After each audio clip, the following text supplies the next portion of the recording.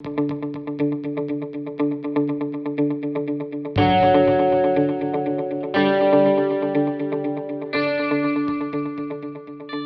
everyone, I'm Asma Khan and a very warm welcome to all of you from me and the Lahore Literary Festival. And I'm really delighted to welcome our two guests today, Shrabani Basu and Richard Ovenden, OBE. Welcome from London. And I wish you could be here with us, but perhaps next time. Shrabani, I'll start with you first. Shrabani Basu. And she's a journalist and an author. Shrabani has been at LLF panels in Lahore and London several times. Her books include Victoria and Abdul, The True Story of the Queen's Confidant, which is now a major motion picture, Spy Princess, The Life of Noor Inayat Khan, and For King and Another Country, Indian Soldiers at the Western Front, 1914 to 1918. In 2010, Shrabani set up the Noor Inayat Khan Trust and campaigned for a memorial for the World War II heroine, which was unveiled by Princess Anne in November 2012. We are all now eagerly awaiting Shrabani's latest book, Mystery of the Parsi Lawyer, which is to be released next month. And we'll be coming back to Shrabani to discuss her book a little later. We are also honored to have with us Richard Ovenden, OBE, who has been the librarian at the world-famous Bodleian Libraries since 2014. And more recently, Richard is the author of Burning the Books, A History of Knowledge Under Attack.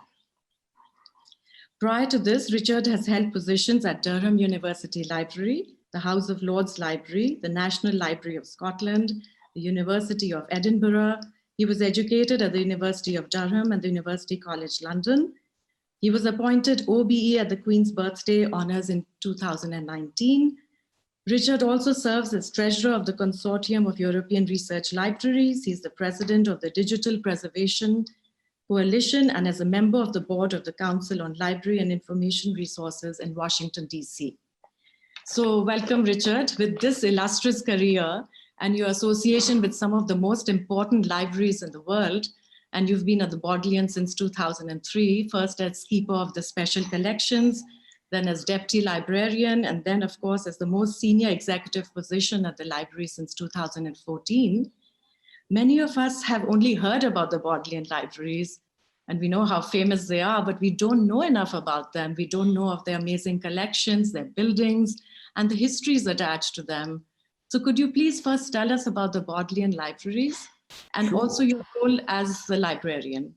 Yeah, well, the Bodleian really is the central research library of the University of Oxford, but it's that kind of hides a whole sort of series of complex arrangements which have kind of evolved to form what is really a kind of a system, a library system in Oxford.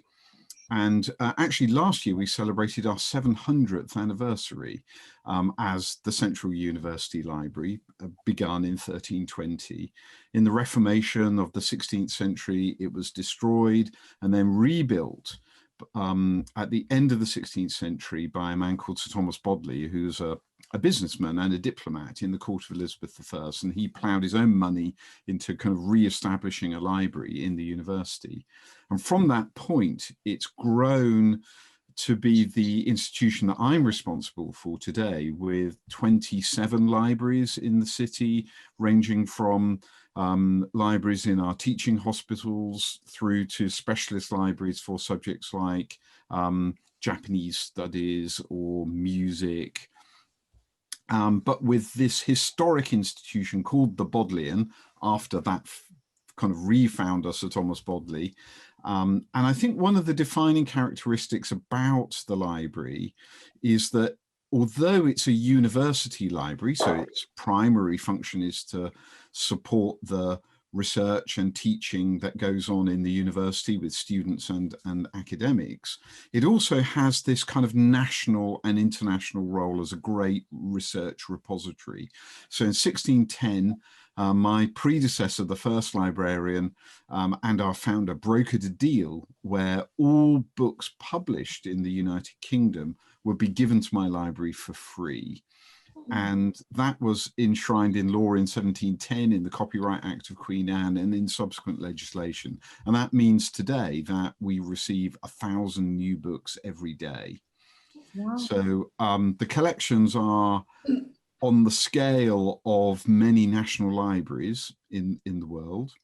And we have deep kind of manuscript and archival holdings as well, ranging from, you know, fragments of ancient papyri through to digital records. So, you know, we have the archive, for example, of Oxfam, the NGO, and those records that Oxfam create today are in electronic form. It's email and word processing documents and digital images and their website.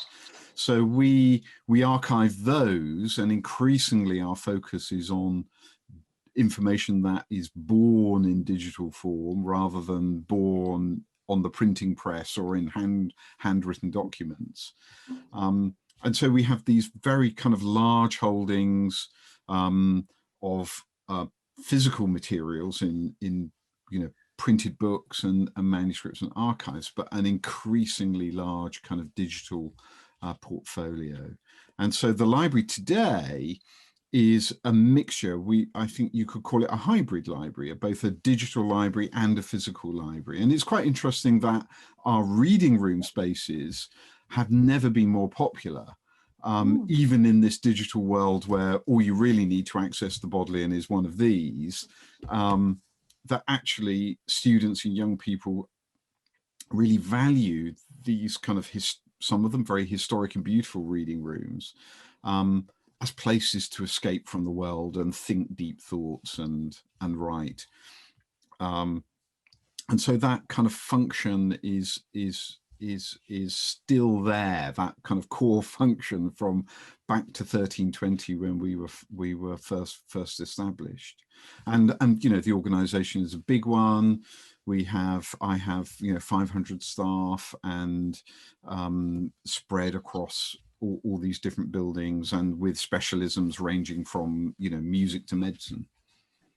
Yeah, I was just researching a bit on the Bodleian, and I'd read somewhere about the several million pieces of book and manuscripts and archives that are held at the Bodleian. Yeah, 14 million in all. We just passed a couple of years ago our 13 millionth printed book. And as I said, you know, we add several 100,000 a year. So we continue to grow. We have a big offsite storage facility. I visited just a couple of weeks ago to see how everyone was getting on there. And, you know, publishers, you know, events like the Lahore Literary Festival just generate more books, which is great for us. That's our business too. And you still have the rule that a member has to announce no fire, bringing in no fire with a... Absolutely. We have an oath, which you can swear in, I think now, 47 languages. And it includes this famous phrase that you vow not to kindle fire nor flame. And preservation of knowledge is at the heart of what libraries like the Bodleian do. And talking of the vows of no flame or fire, and then the book that you've written, Burning the Books, which is all about the history of knowledge under attack. And you're a great historian as well, Mr. Ovenden, and you've done, alongside being a librarian, you've done a lot of research into the history of knowledge under attack, going back to 3 millennia from the times of Mesopotamia and the destruction of knowledge there eventually, and the Mongol attacks that destroyed the libraries in Baghdad in the 13th century, as well as the Great Library at Alexandria and its eventual destruction. And of course, then in recent times, the Nazi burning of the Jewish literature and books in Berlin in 1933. But what I found the most shocking was, I think a lot of people don't even know about it, was as recent as 1992, the destruction of the library in Sarajevo, where they were specifically targeted centers of knowledge and libraries all over Bosnia by the Serb forces. And so I wanted to hear from you about that particularly, and in the greater context of the subject of the destruction of knowledge in the past. Well, you know, the job I'm in has, as I was saying, at its heart, we're here to preserve knowledge and to pass that knowledge from one generation to the next, so that people like Shravani can write books and do her research. But much more than that, it's about the rights of individuals, it's about the identity of communities, it's about the health of society, and it's about democracy. So I began to be concerned that all of these issues were being undermined by the state of libraries and archives across the world, both in my own country and in other countries around the world too. And I was particularly concerned about events in the UK with its very harsh immigration policy called the hostile environment. And that policy, on the one hand, was being instigated by a government department, which on the other hand was actually, I discovered, was destroying its own records, where citizens from the former British Empire who were now being challenged to prove their right to remain in the UK, the very evidence that they had to support their claims had been destroyed by the same government department. And so I thought this was a great example of how the preservation of knowledge is so important for a healthy society and for the rights of individuals. And so I began to look at cases in the past where this had also happened. And, you know, I vaguely remembered 1992 and the conflicts in the former Yugoslavia. In fact, my brother had served in the UN in Kosovo. So this was really, you know, actually not that long ago. I mean, last year we commemorated 25 years since the Srebrenica massacre, you know, a mass genocide. And we forget it so quickly. It sort of it kind of drifts from our normal consciousness as the news cycle constantly refreshes. So I thought it was actually a useful reminder, and for me, actually doing the research, it really rather shocking that, you know, the National Library of Bosnia in Sarajevo was deliberately targeted by Serb forces in the siege of Sarajevo with incendiary shells. And not only that, but when the firefighters and the librarians came to try and rescue collections from the burning building, they were targeted by snipers. And you know, librarians and firefighters lost their lives in that episode. But it wasn't confined to the National Library. You know, provincial archives all over Bosnia had their collections destroyed by Serb forces because they had records of Muslims owning property going back to the Ottoman Empire. And what the Serbs were trying to do is to eradicate that memory that, you know, Muslims had lived there peaceably for many years. And in fact, you know, the library in Sarajevo was to some extent a symbol, not just in its collections, but in its architecture, of the success of multicultural Bosnia, where, you know, Christians and Muslims and Jews had all lived in a kind of peaceful coexistence for, you know, since the since the Austro-Hungarian Empire, and that was in a sense what was being challenged. That memory of that society was, the attempt was to eradicate that. And so I felt that this was a warning lesson to us all, not to be complacent about the role that libraries and archives play in our own society today. And many of the other case studies, like the Holocaust of World War II and so on, are other examples of this. Absolutely, yes. And Shabani, you have suffered where the archives, in your writing your book, Victoria and Abdul, when the archives that you were wanting to refer to, the letters by Queen Victoria, had all been destroyed. So would you like to tell about that and how difficult it was in writing your book then? Absolutely right. Thanks, Asma. I just want to say hello to all the people in Lahore, because, you know, sending you lots of love from a very gloomy London. Wish I could be there.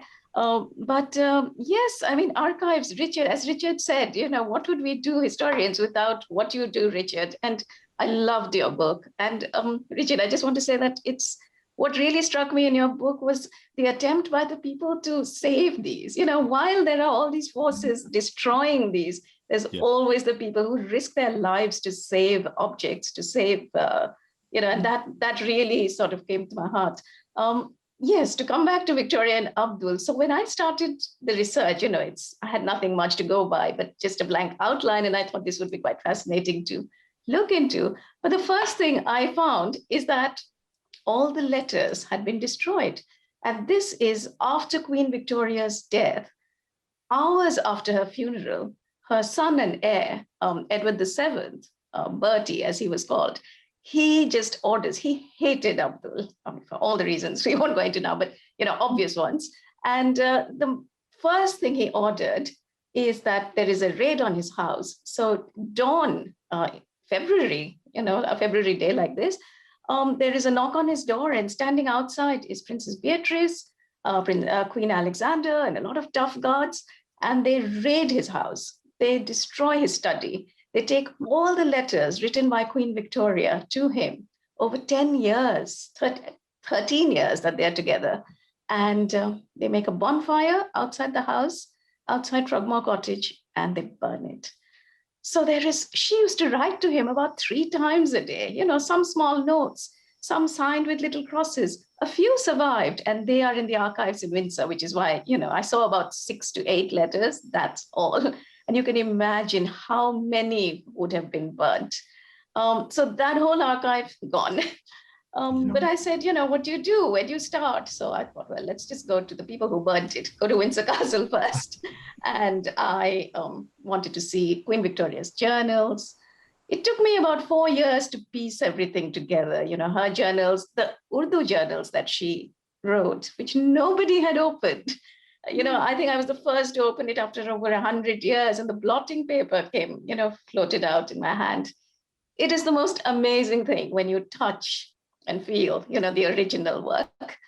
And of course, it took 4 years to reconstruct this story. And finally, while digging, I actually found his diaries, which had been smuggled out, went from India to Pakistan in partition, and they were in Karachi with the family that went there. So it was this whole journey, and just finding these letters, these diaries, that I could finally put this story together. But yes, if those letters hadn't been burnt, I would have had so much more. And it's interesting that Princess Beatrice also destroyed the original journals, didn't she, of Queen Victoria? Because I was involved in the digitization of the transcripts, which are all really that survives from the bulk of her journal writing. And that was to kind of deliberately exclude, as she copied them, anything that she felt the contemporary family would be embarrassed about. So it's very consistent with the destruction of Abdul's own archive, which is shocking. I mean, they were his private property, and the irony is that the diary, Queen Victoria's journals are in Beatrice's handwriting. They're not in hers, because she rewrote them, sanitized them. And the only journals which are in Queen Victoria's handwriting are actually the Urdu journals. And they are classified as the Queen Victoria's Hindustani journals. And that is where you see her handwriting and her diaries and everything that goes with it. So it's fascinating, little nuggets of detail, everyday life. 10 years of, keeping a diary every day in Urdu and in English. So fascinating stuff.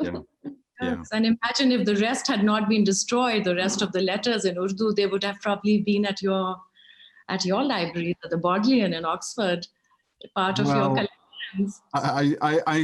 They should be in the Royal Archives. They should be part, and it's kind of, that sort of editing of history in the personal realm is also something I talk about in the book in terms of kind of great literary figures like Sylvia Plath and Ted Hughes, for example, or Franz Kafka, where there have been different approaches taken by those around those individuals. And I wish I had read Shabani's book, because I would definitely have included the the Prince, the Abdul episode in it, because it's a perfect example of this kind of fear about the future and this desire to kind of ensure that history is curated in a particular way.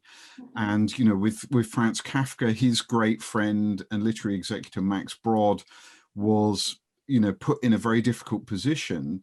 Should he follow Kafka's wishes and destroy his great friend's unpublished literary works, which he disobeyed that instruction and kept them, and indeed saw them into print. Whereas, Ted Hughes, after his first wife Sylvia Plath's suicide, decided to destroy the last of her journals because, he felt that they would be very harrowing for their children to read. But, many scholars have said, well, actually, this was because he was trying to destroy Sylvia's comments about him, because, of course, he had been unfaithful to her and put her through, the mental anguish, which, perhaps had led to her suicide. And of course, now we'll never know because the journals were destroyed. Whether it is private literature or whether it is history and countries that are trying to hide information, as we've seen in the colonial context, and the colonial powers would be leaving the countries that they had ruled over. So much archives were destroyed, whether it is the case of India or Kenya. And yes. And I think the European colonial powers, this was just one aspect of their willful mistreatment of the countries which they held responsibilities to. And of course, it's about power and the control of history, and trying to seize that control and to retain that power for as long as possible. And so at the point, after World War II, beginning with India in 1947 and moving through the remainder of the 20th century, we see it time and again. And my own country, this is definitely not our finest hour. With in Malaysia, for example, there are truckloads of records moving to Singapore and being burned in Royal Naval incinerators, instructions to civil servants to destroy anything that may not be seen to show the British administration in a good light, and again in Kenya, the records of the Mau Mau insurgency were actually removed from Kenya back to the UK and kept in a Foreign Office warehouse, the identity of which was not revealed for decades, until 2011, in fact, when the High Court forced the Foreign Office to reveal the presence of these records relating to the Mau Mau insurgency. And they've now been transferred to the National Archives and can be consulted by anyone. But this is a kind of terrible thing for us in the 21st century still to be culpable of this, sort of control over the history and the memory of what are now and have been for many decades independent countries. And so I think this is, the UK was not alone in this. You see it in France with Algiers. I mean, the head of the colonial archives in Algiers just before independence actually rowed a boat out into the Bay of Algiers, dumped 4 cartons of records that he didn't want Algerians to have access to, in the hope that they would sink to the bottom of the Mediterranean. And they didn't sink, of course. So he got petrol from his outboard engine and poured it on these records and set fire to them. I mean, it's absolutely, it would be hilarious if it wasn't kind of shocking. And the Dutch, the same with the former Indonesia and Dutch colonies in Southeast Asia. So this has been going on for a long time, and you know, and it's an example of, you know, not all librarians and archivists are heroes. You know, some of them have been complicit in this desire to, you know, reorder and edit history in a particular way. That's why your book is so important, because you're bringing to light so many of these incidents. I mean, they've happened in history, people know about them, but kind of forgotten, but you've brought them back to reading life. And so many, I mean, your book is so fascinating, Richard. I've learned so much from it. And so many incidents that you think, yes, we knew somewhere, you had read in the media, whether it's the Truth and Reconciliation Commission of South Africa. And when they were trying to go through the archives, so much of the archives were lost, and they could not pursue a lot of the cases against people who had. I think that's one of the things I was trying to convey in the book, is how the preservation of knowledge can be can be enormously helpful for a society trying to confront a difficult past. And you can see, I try to kind of contrast good practice. So what happened in Germany after the fall of the Berlin Wall in 1989, and, you know, people spontaneously occupied former Stasi headquarters to preserve records, to stop them from being destroyed. And they were passed into an agency which was well funded by the federal government and allowed individuals to have access to their own files.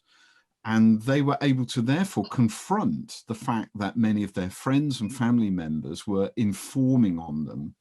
And all of these details were kept, as the Stasi were kind of meticulous record keepers. All of these things were kept, and you know, millions of people accessed their own files and were able to actually kind of come to terms with that period in their own past. And I think it helped, to some extent, at any rate, the healing of that society after the fall of communism. Now, contrast that with South Africa, where they have a similar exercise, the Truth and Reconciliation Commission, but they actually found, as they were doing their work, that they were hampered by the fact that the former regime, the apartheid regime, destroyed whole swathes of records, making it almost, making it very, very difficult, other than through oral testimony, for the commission to actually undertake its work. And then you see again in Iraq after 2005 and the invasion, 2003 and the invasion, and in 2005, almost the entire National Archives of Iraq were removed to the United States. And you kind of see what the Iraqi people have been through since 2005 with their own internal conflicts and, ISIS and the kind of spread of those kind of terrible events across the Middle East.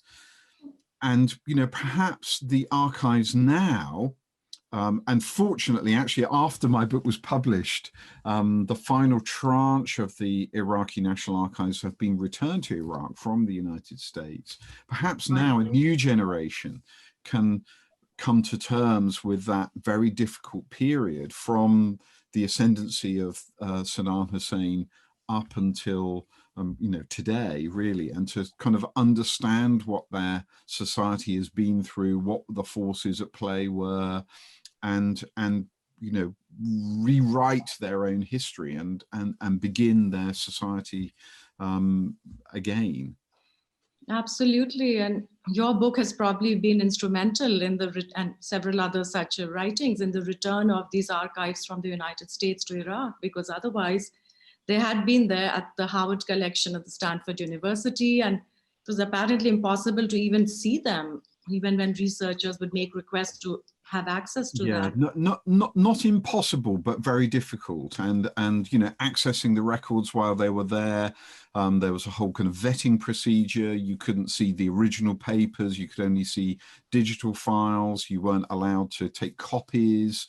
You could only see them on a screen and take handwritten notes. They were heavily redacted. So the whole process was very, very difficult. And for Iraqis, it was even more difficult. It was actually easier for Americans to access those records than it was for Iraqis. So, you know, and the Hoover Institution, which looked after those records for a period of time, was in a very difficult position because, and I spoke to many of the archivists, some of whom were actually Iraqis themselves, who felt very conflicted. They felt that if they were still in Iraq, they ran the risk of being destroyed by former members of the Saddamist regime who wanted to, again, to kind of hide their own,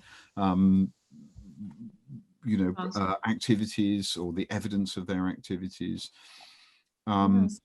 And they didn't want to return it until they felt that Iraq was able to, you know, preserve and look after the records. So I do understand the kind of the difficult position they were in, but at the same time, you know, this is the national archives of a country. You know, they should be in that country.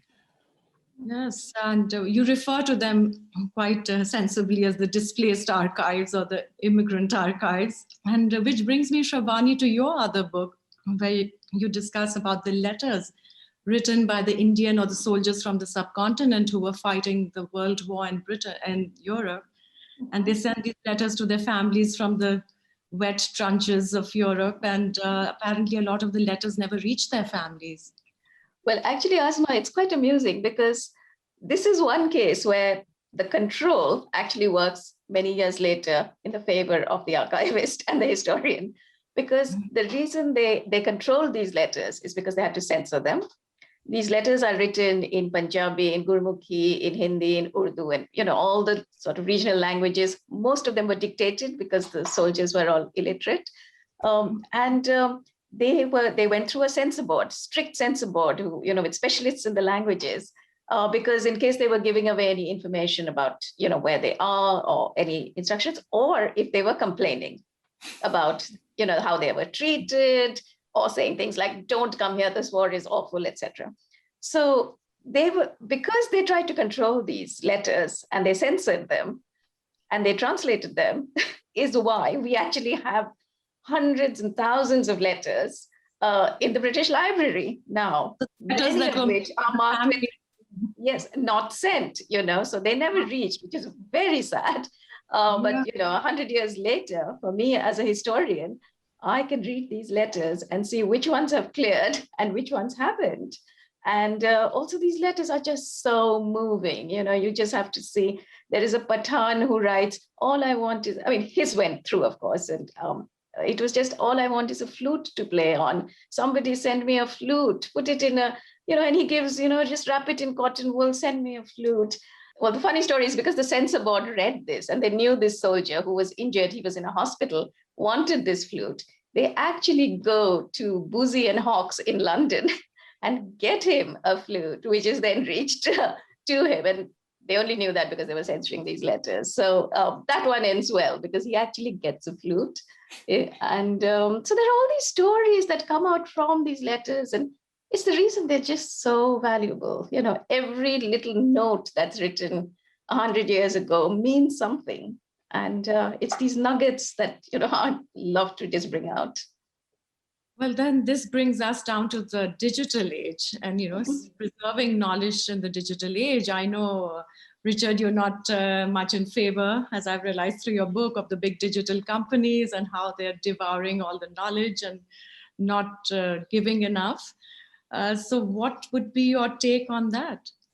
Well, I think my concern is the way in which society has kind of allowed the major tech companies, and just a handful of them, to have just enormous power over our lives. And really, this has been a phenomenon of the last 20 years, and probably even the last 10 years. And, you know, every time that we click like on a Facebook post or on a Twitter post, or that we search on Google or in Facebook, every time that we have an interaction online, probably now being a good example, that data, those interactions that we have, is being harvested by what my colleague in Oxford, Timothy Garton-Ash, calls the private superpowers. Mm. And so all of this data about you, Asma, about you, Shabani, about me, is being profiled by these companies and is being sold. Our search history is being sold every day. And at first that those data transactions were being done in order to target advertising at us. And now we're increasingly aware that it's more than just commercial advertising. It's actually in the 2016 US elections, this data was targeted to influence voter behavior. So either to identify people who should be targeted with advertising to stop them from voting, to suppress their voting, or to encourage them to vote in a particular way. And the big tech companies, in this case, it was Facebook and a UK data company called Cambridge Analytica, they were complicit, completely complicit with the Trump campaign team in the use of this. Actually, we now know it was completely illegal use of private data. And this is just becoming more and more pervasive. That wasn't the only election that Facebook and Cambridge Analytica were involved in influencing. And more of our lives are now being subject to online behavior, which can then be harvested. So for example, if any of you wear a Fitbit or an Apple Watch, and your kind of vital health statistics are being monitored, and you think this is going to help you, you know, understand your own fitness regime. Well, actually, all of that data is being harvested. You know, Google just purchased Fitbit, the company. And so they're able to match your personal health data with what search history you're doing. So are you searching for the symptoms of heart disease? And does your Fitbit data suggest that you might have a heart issue? Well, who would be interested in that information? Well, your medical insurer might be very interested in that information.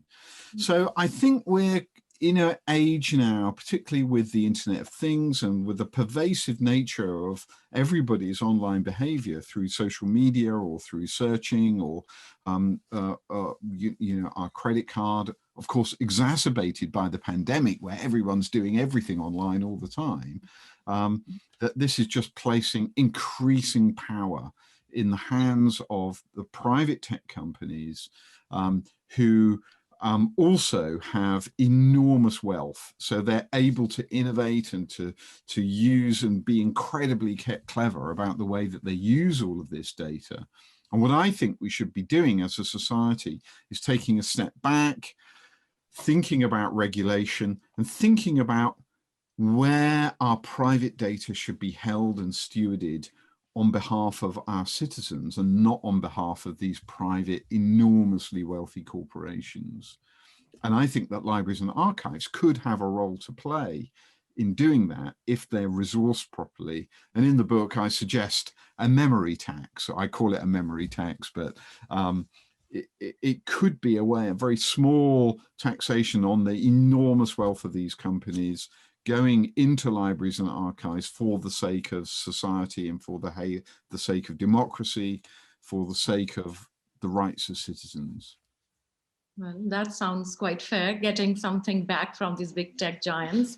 What is your take on it, Shabani? It's absolutely scary. The day I've walked nothing, I've walked from my bedroom to my study and done only 20 steps is going to be recorded. And someday I will be shamed for it.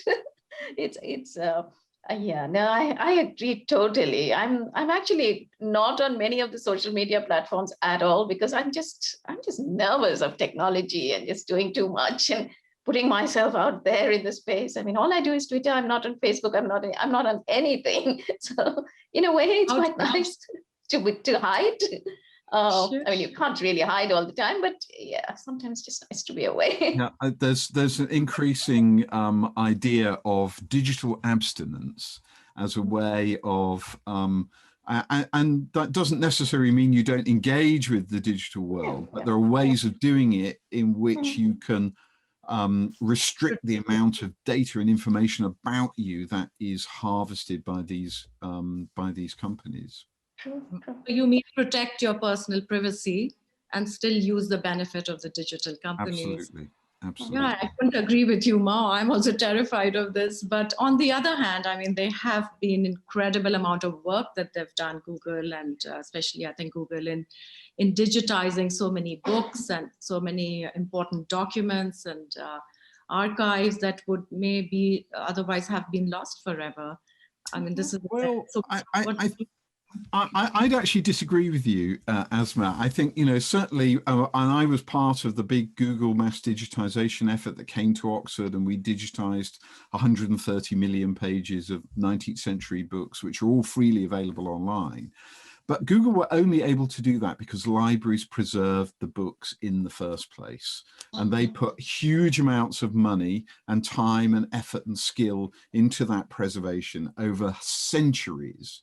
And Google come for 2 minutes in the grand scheme of things, and with enormous money, and they do that digitization, and suddenly this has all been done by Google. It hasn't been done by Google. It was a partnership between Google and the great libraries of the world. Google couldn't have done any of it if the libraries hadn't preserved the books in the first place. You're so right on that, Richard, because also there are the incidents on about YouTube where they lost hours of video footage of Syria and the civil war there. And at the touch of the button, all these videos have gone forever. These organizations are not interested in preserving knowledge. They're they are private companies, or some of them are public companies. Google had a huge IPO, and they're subject to their shareholders. So they're profit-making companies, deliberately, purposefully. That's fine. We know what they're about now, and we should not pretend that they're institutions that are there for the health of society. They're not. They're there for their own profit. Absolutely. What do you say, Shabani? Agree with Richard on this? Oh, absolutely. I mean, it's, as you know, as Richard says, they're only there because the libraries kept them for all these beautiful manuscripts for, hundreds and hundreds of years. So they've just come in now for the profit, just run away with it.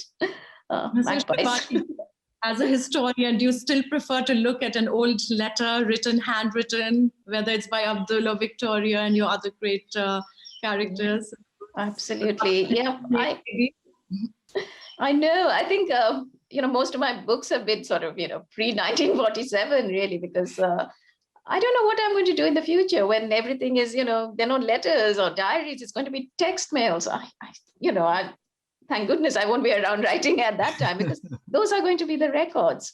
There is no joy as, to hold a letter in your hand and read it and then see the notes. And you see people who made, they scratch things because they've written something angrily, and it's all there. It's there for you to see. And that is, that just gives you goosebumps. I think you still have many archives and many letters waiting for you to write about. So you have absolutely. Yeah, well, my new book is coming out, Asma, in next month. So this is something I'm quite excited about. And again, it is historical. It's called The Mystery of the Parsi Lawyer. And it's about Arthur Conan Doyle. And the only case he investigates himself personally, wearing the hat of Sherlock Holmes. And it is to do with this Indian lawyer, a Parsi lawyer, a 28-year-old. It's set in a bleak mining village near Birmingham in the Midlands. And well, it's very exciting. And he gets into this, and then it's a very complicated, three-way thing that happens, which is there for people to read and find out. But again, it is based a lot on letters. It's letters between Home Office, letters between Arthur Conan Doyle, and a lot of anonymous letters that are also flooding in. So there's a lot happening there, and it's a little bit of a mystery. But and the heart of it is archival footage. And, you know, National Archives in this case, and the Portsmouth Library and the Birmingham Library. So 4 libraries where I got the material. And like this, you know, got this together. Can't wait to read it. Yes, fascinating. We can't wait to read your book and Richard, your book. I mean, fascinating books, wealth of knowledge. And honestly, I have learned so much from both your books, and it's, but we do bring the bit of the digital in it. I think your books must be available online. This is for our audience to order them in Pakistan and from wherever they are. So the ebooks does help. Some of the digital does help, and people please order them online. I don't know how many are available in bookstores in Pakistan as well, because such important books. We are fortunate to have had you know, time with both of you, such important people, and giving us time for this important session. It's been a pleasure to talk to both of you, and we look forward to seeing you in Lahore next time with your. It's been a huge honor to be invited to come and join you, and I really hope to be invited to Lahore in person in the future. I can't wait. Absolutely. Thank you so much, Asma, and thank you everybody at LLF. And yes, hopefully we will be, inshallah, as they say, we will all be together sometime.